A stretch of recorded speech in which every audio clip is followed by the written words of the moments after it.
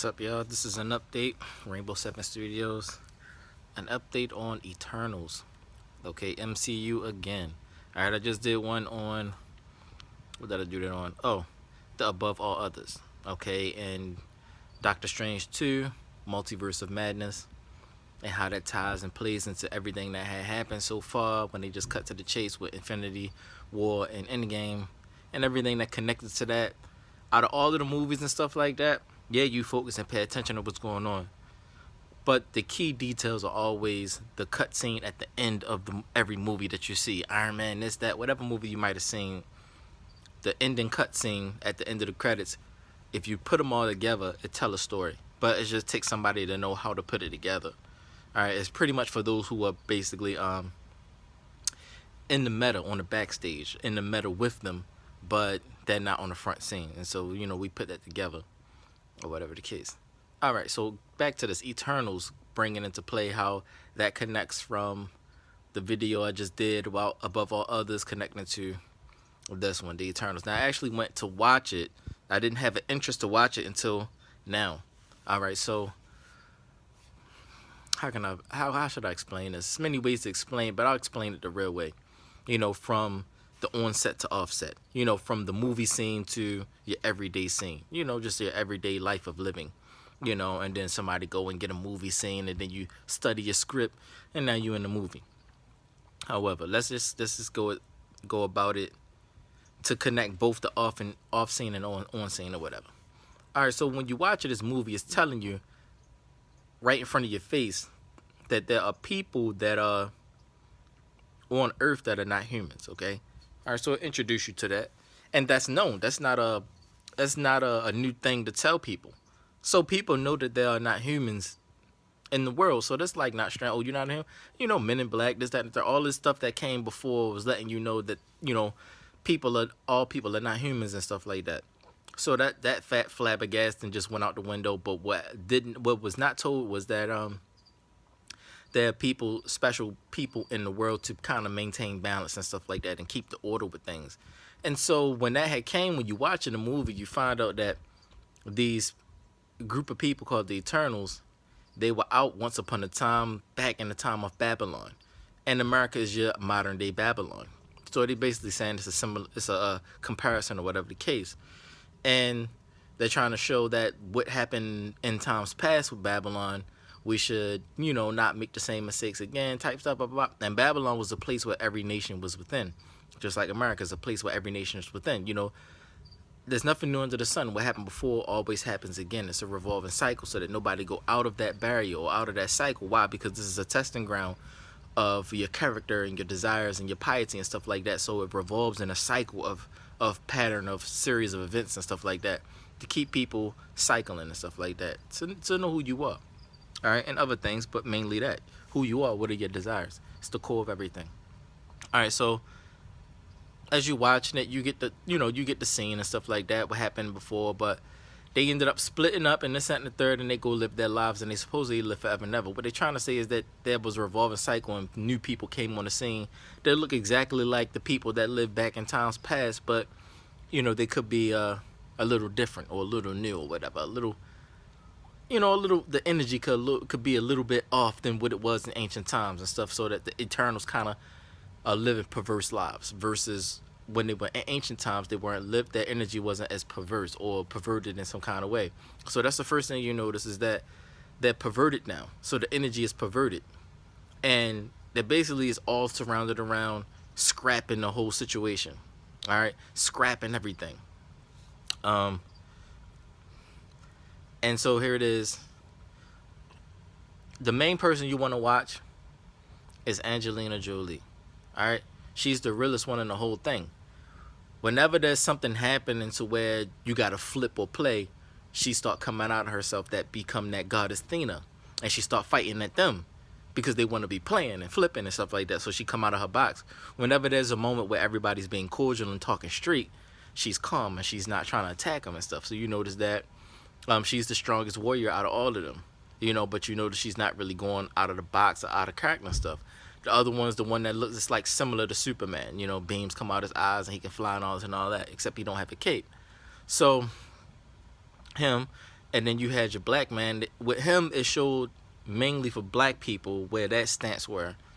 And the Asian woman where her stance was, where she tried to live a new life and this, that, and the third, and how it's just all of that stuff, is letting you know that the flesh and the nationality of the blood that you come in does not secure your standpoint in existence. Like, just because you came into a certain blood in existence does not mean that's who you are per se. That's just a part of your existence that you lived at one point, and you just was Caucasian, or you were Asian, or you were, Hebrew, black, or you was this or that. Different kinds of nations come together and realize that they are something greater or bigger than just the nationality that they're within, while everybody else is not as awake. And so as people were waking up, they were, oh, you're the Eternals and this and the third. They wasn't really shocked like that, but it was showing. It was showing that that is like, sorry about that. Sorry, it was showing that they understood that these people were special people and they were someone and this, that, and the third. But they wasn't too shocked that they were Eternals or whatever the case. And so as people was understanding who they were still doing all this fantastic stuff, but people wasn't surprised as you expected, kind of like they knew. And like it shows that these people all got different kinds of powers, or they're all special kinds of people. So it closely connects to letting you know that this superhero stuff is not really a movie thing. It's not really an acting thing. This is an everyday thing.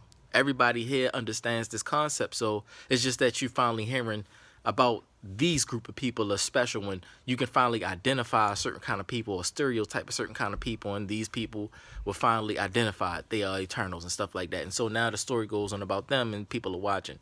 The guy who's the black guy's basically what his whole life in the modern day was saying a lot. It was saying that the man that he was with was not really a man. It was a woman that's like a man. So that's what that was trying to say. And they had a son together. So that's basically saying a whole lot right there in that whole situation right there.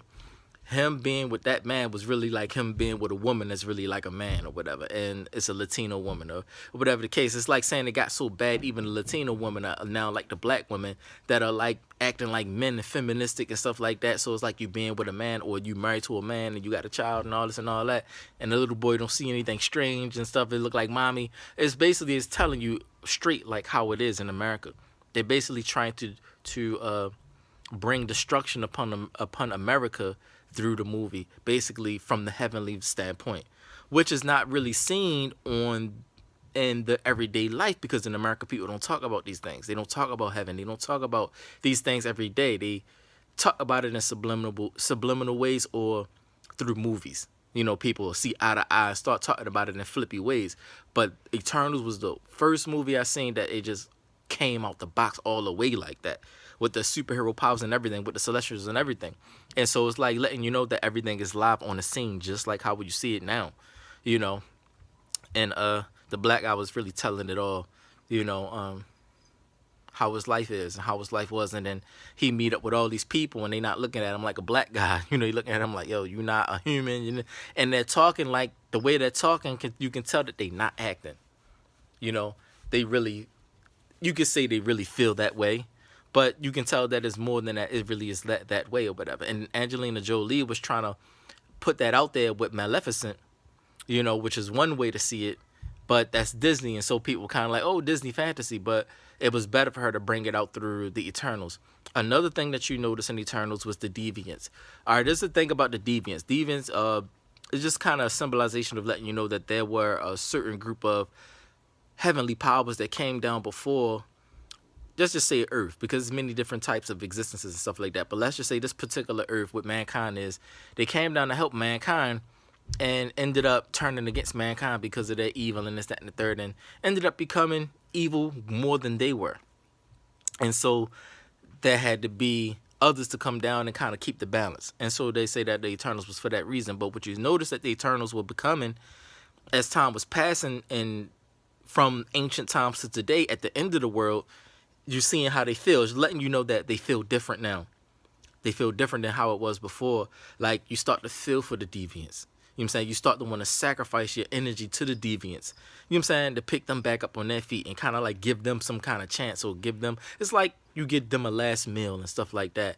We all about to die. Here's your last meal. I'm messing up. You messing up. I'm off. I'm in LA living this life. I'm Angelina Jolie living this perverted life and all this. And I'm trying to get back on my toes and be who I was before I came here. This black guy, you look like a homosexual, man. This, that, and the third, doing some crap you don't want to do to survive and all that. And you got trapped up in the energy of that, perverting your eternal energy and stuff. So you perverted. And then you got him over here. You doing this and doing that. And now you want to be a slave master and all that. You the white guy. And then you got to shake that. And then the Asian woman, she got to shake that. And she's like, everybody's got something to shake. And it shows that everybody got perverted. So you're just like taking whatever purity that you got and you're giving it, you're feeling for the demons, noticing being here such a long time, how they can get messed up like that and how you feel about humans. It's all about how everybody feeling towards humans. So it's not a movie for humans. That's why if you don't have an interest in it and stuff like that, it's not a movie for humans. All right. People that are down to earth is not for you because you think down to earth is like some kind of thing. I don't know what people that I don't know, but it's like you stuck on earth and the things of earth and the human way and yeah, we of people of the heavenly race and stuff like that. That concept of how humans live come from heaven. So yeah, you can do it when your mind, when your purity and your piety and your servitude to the true Creator comes back. He'll allow you to come under that bracket and under that banner again, and it can be done right. And you can bring forth candles in the world. You can bring forth lights in the world, more power in the world. When your mission is up, your mission of piety, to see where your piety lies. And that's what it's all about. Eternals was all about that. And so you see where it was Ajax, she went down there and she got betrayed by one of her own people because the decision that she made in ancient times led them in a way of more chaos, and it became way worse than it was in ancient times. And so it was kind of like his way of saying, like, you did this mess or whatever, and here it is, bam, threw it down there with the demons and so the deviants. And so she's fighting them and basically ended up giving her energy to them. And so by giving her energy to the deviants, they start becoming more sophisticated, getting their mind back and stuff like that. And so another thing you notice with the deviants, they were not selfish. So you know that they had some morale about themselves. It was just that everything is surrounded around the humans. Everybody is sacrificing, giving for the humans so much that if you can't come out of that human way, you get deemed as a human, and everything is about destroying mankind, which is true. It's time for mankind, the creation of mankind, to be over with. And so everything is about destroying the creation of mankind, not just America. Okay, it's done with. And everybody's stuck in that mindset of the human way, which is a fallen way, which is a satanic way. You get stuck like that. And so Angelina Jolie did the same thing at the end. She was kind of feeling what Ajax was trying to say. After all of this you go through, you kind of feel a little soft heart for the fallen ones and stuff like that. You want to give a little. And so that was wise. And so you being the strongest, it was the wisest, not even being a leader. You know what I'm saying? And so Ajax being a leader understood this, and then Angelina Jolie understood this. Nobody else was really understanding it. And so Angelina Jolie, she goes into the cave where the deviant is like talking to her. He put a good moment in her heart, a moment of love and joy in her heart, and she gave herself all the way to it. And she gave her energy to that memory, of a time where she had love and peace, and it was wonderful. And so he got some of her energy out of it, but she still was wise enough to understand that it was just a moment in time, that it was a wonderful moment. That moment is over. You got to get back on point with what's going on right now. And then she came out and killed him, sacrificed a little and killed him, took advantage of him in the end too. So she survived that situation or whatever and got out of there. And so the ending was the celestial that was supposed to come out, and the destruction of humans or mankind was supposed to be at that point, but they bought them some extra time by sacrificing the celestial and putting it in a stasis or whatever the case, putting it in a petrification state or whatever. But by them putting them in a petrification state, it was more like that's not what they wanted to do, but because that's how they're being forced to play this thing, or else a lot of people that's not ready yet or awake yet are going to be killed, and things going to, all of this stuff, they had played it that way to kind of basically, they did something like what Doctor Strange did, break the universe and offset the universe. Now you have a multiverse of madness that's going to provoke the heavens to come down to manifest in the physical world, so that it forced people to wake up. People that are seat warmers, people that just watch the movie and don't understand, humans and stuff. It's going to force them to wake up and understand things that they doing is not just movies and acting. And then you have them, the Eternals. They did the same thing. They stopped the Celestial from waking up when they're supposed to. And everything is time, so they stop the time. It's kind of like you trying to buy them extra grace. For what reason? And so the Celestial came down and said, no, what's going on? And so I'm going to put that video up here. Actually, it's right here. Cersei.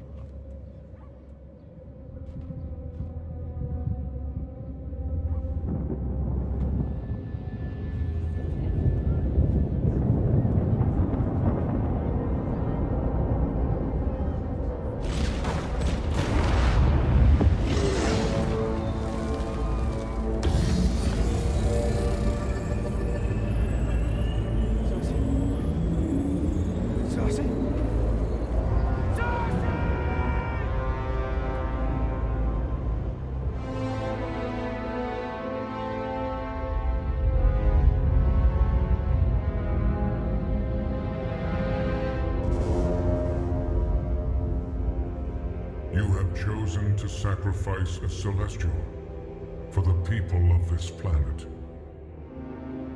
I will spare them, but your memories will show if they are worthy to live. And I will return for judgment.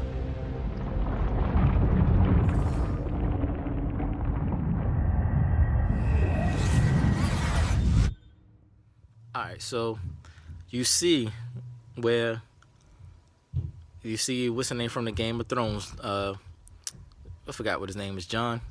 But you see him, John Stark, was it? I forget. But yeah, you see him from Game of Thrones right there with what's the name?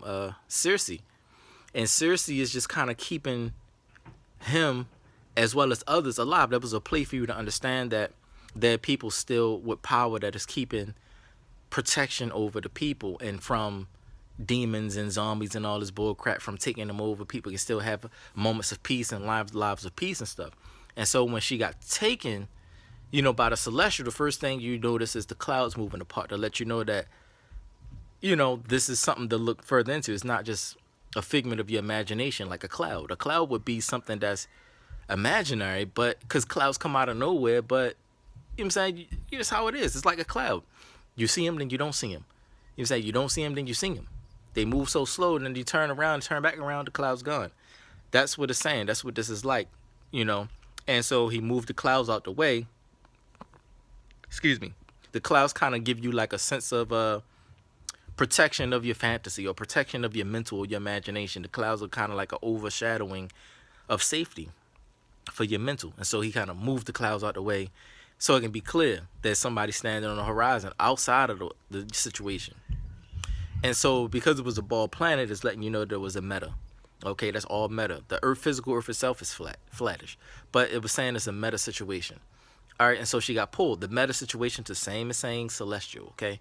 And so she got pulled out of the meta into... The celestial is a higher realm than the meta, though. So another level up. You can't use your imagination. It goes to actually... Yeah, you can't use your imagination in the celestial realm. But in the meta realm, you can in some way use your imagination and stuff. But in the celestial realm, you got to come out your body to a degree, and then you can come out. Like, you can't imagine it unless you've been there, type of thing. You can't imagine going down a certain road if you've never been in that city before, or whatever the case, and actually drove down that road for you to even imagine it. So it's like that. You got to be there to imagine it. So that's what the celestial world is like. It's real places and stuff. You can't just imagine it. All right, so she got pulled out from the meta to the celestial, and you heard what he said, you spared the people or whatever. And so it was more like she did not believe in sparing the people, but do it and spare the people anyway, to basically call trouble to come, because you want to judge these people and they don't deserve to be spared. So let's do it, spare them, and so it's going to cause her to be judged. And so he said, I will spare them because you sacrificed a celestial, for these people or whatever, just walking around, don't know what's going on. But I will spare them for now. But your memories, your life lived in this world for the thousands of millennials, your energy and stuff that recycled and stuff will let me know throughout the thousands and thousands of years, if these mankind, this race called mankind, or this creation called man, should be spared any longer. And I will come back to judge them because it's personal now. That's one of his family that was supposed to come and be born, him losing people himself. He's supposed to be coming to be born, and you spared one of my own people for these humans, which are the very product of the causation of the fall. Like they allow themselves to be used by evil intentions and evil inclination and stuff like that to do the work of Shaitan, and it causes problems in the celestial world too, in the meta world too, which is causes problems to the celestials. And so it's all of that. And so she just get taken, like and then asking you no questions. And so she goes back to where she came from, basically. But then you see here John Stark again. He runs.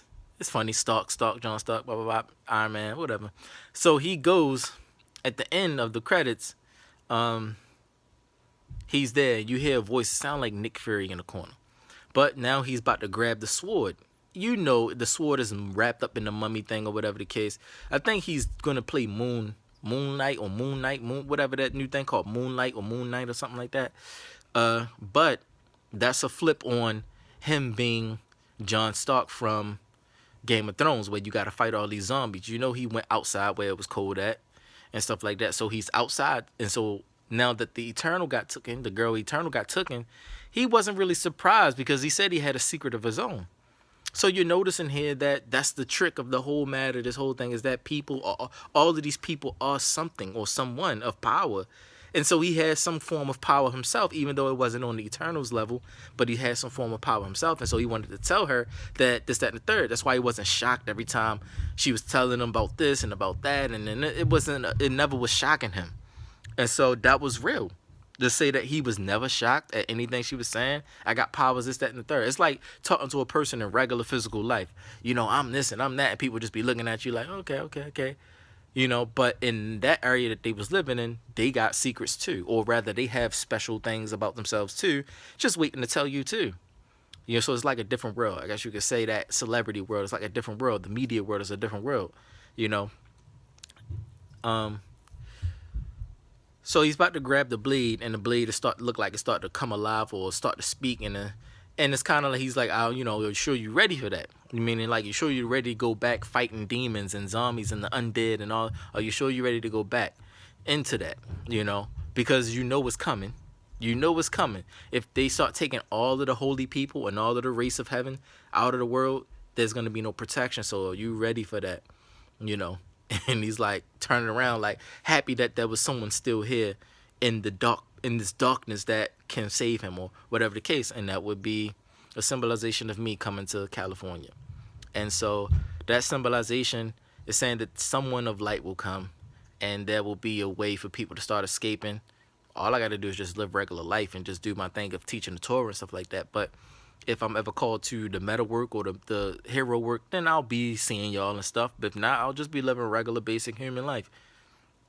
But I'm in my heaven mission. The heaven mission is funny like that. Your mission of heaven is tricky because on earth, your heaven mission is always supposed to be what the Creator gave you. Be fruitful, multiply, replenish the earth. But because you can't replenish the earth and it's dying, it's falling, be fruitful and multiply.